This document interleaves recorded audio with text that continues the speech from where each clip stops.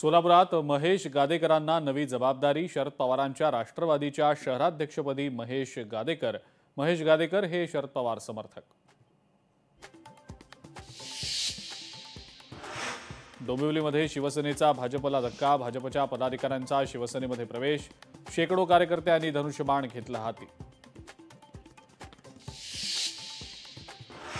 वर्ध्यातल्या हिंगणघाट कृषी उत्पन्न बाजार समितीमध्ये शेतकऱ्यांचा संताप। हमी भावापेक्षा कमी दरात कापसाची खरेदी झाल्यामुळे शेतकरी आक्रमक।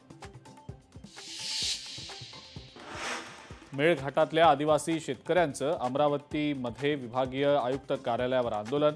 मका पिकाला 2400 रुपये प्रति क्विंटल दर द्या, शेतकऱ्यांची मागणी।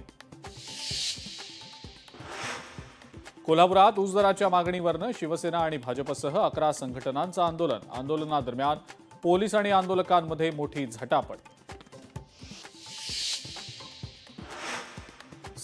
सिंधुदुर्गातल्या कुडाळ एमआयडीसीतल्या प्रस्तावित कचरा डेपोला विरोध।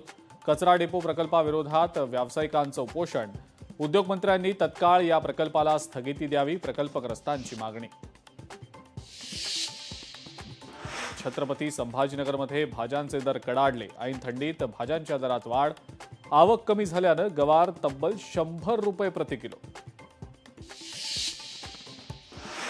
जळगावमधल्या प्रकाशचंद्र जैन संस्थेच्या चेअरमनची आत्महत्या। विषप्राशन करून आत्महत्या केल्याची माहिती। आत्महत्या करण्यामागचं कारण अद्याप अस्पष्ट। अहिल्यानगरमधल्या यस गाव शिवारात एका महिलेवर बिबट्याचा हल्ला।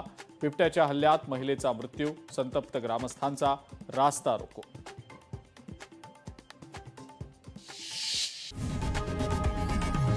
लोकशाही मराठी ऐका, पहा, जागरूक रहा।